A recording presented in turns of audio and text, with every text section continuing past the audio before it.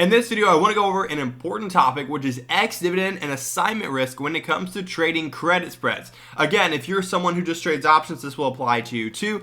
But anyways, this is important because this can lose you a ton of money if you don't do it correctly. So I want to show you what options this applies to, how to protect yourself, and what the risk is. All right, so let's jump into it. First off, which options have ex-dividend and assignment risk? Well, only calls do. So if you're trading a call credit spread, you have risk. If you're trading a put credit spread, you do not. Why? Well, because a put is essentially giving someone the right to sell 100 shares. So if you're selling 100 shares, you don't actually own any shares. So if you don't own shares, you can't receive a dividend. So puts don't count. Calls, on the other hand, give someone the right to own 100 shares. And again, if you are a shareholder, you get the dividend. So therefore, if you have the right to own 100 shares, this is where people will execute early. So ex-dividend risk only applies to call options, specifically call credit spreads for the context of this video. Now, what the heck is ex-dividend? What is that day? What does it mean? What's going on? Well, let's say we have a Monday, Wednesday, Friday scenario. If I can draw on this Monday. Tuesday, Wednesday, Monday, Tuesday, Wednesday. Just like this. All right, so we're going to explain essentially how this works by going over this. Let's say Wednesday, the company pays out a dividend. Now, for those who have no idea what a dividend is, if you are a stockholder, a shareholder, a company will pay you out a dividend if they elect to say, hey, thank you for investing in our company. Here's some of the extra profits that we wanted to give you. So that's essentially what a dividend is. But you can only receive the dividend if you are a shareholder. So Wednesday, let's say they are paying the dividend. Wednesday they are paying the dividend, but they only pay dividend to shareholders. So how do they know who a shareholder is? Well, on Tuesday would be called the ex-dividend day. This means that you got to own shares of the stock by this day, because on this day they're going to pull a record of who all own shares of this company, and then on Wednesday they're going to pay out to all those shareholders that existed on Tuesday. So what does this mean? It means that assignment risk is going to be greatest on Monday. This is your risk.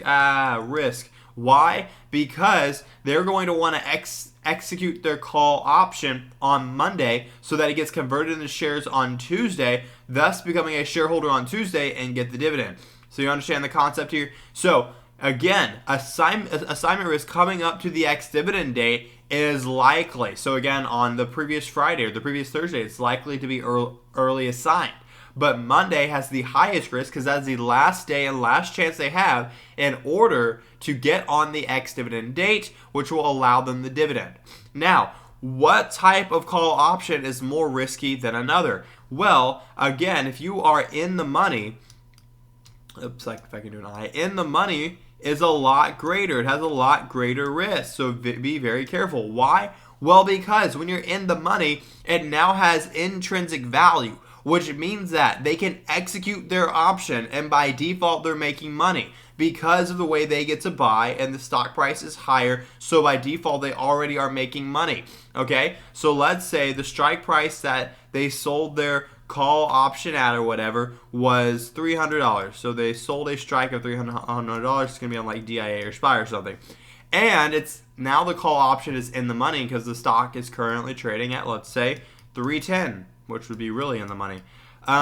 So what happens? Well, they can execute this. They'd be more than happy to. Why? Well, because they get to buy it at $300. It's currently trading at $10. Now they automatically have a $10 profit per share.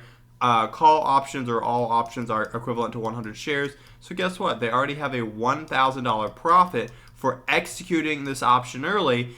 And now they're dividend owners, so they get a dividend, let's say, 50 cents.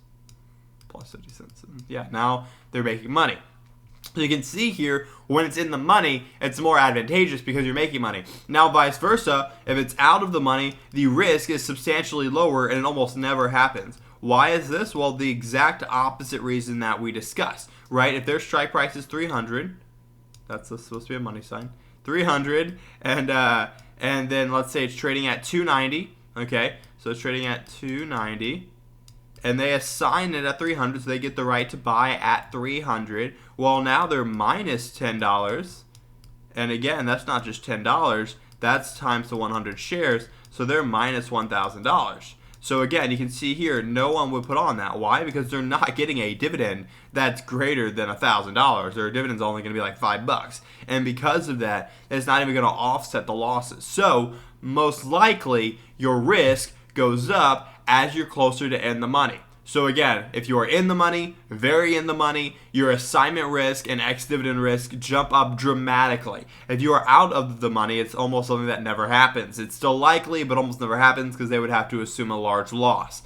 Anyways, that is what's going on here. Ex-dividend risk and assignment risk only applies to call options. You must be aware of it the day before the ex-dividend date. If you are out of the money, you typically have nothing to worry about. If you are in the money, then you do. How do you adjust to this? Well, if you're coming up, you can simply just get rid of the option. Or what you can do is you can buy an equal put option to offset any risk. Or you can just hold through it, right? And so holding through is an option. Now, as we trade vertical credit spreads, what's going to happen here is we have two different types of options, right? We have a call option that we sell and a call option that we buy, and that's what creates the credit spread that we want the stock to stay below, right? So we sell this call and we buy that call. So we have two different calls. And so again, if we are really in the money, we have nothing to worry about. Why? Because if both of our strike prices are in the money for this call credit spread, then guess what? The sell one has a likelihood of being assigned, and it may get assigned. But the one that we bought for protection is now also in the money, which means we can execute it ourselves early and make money.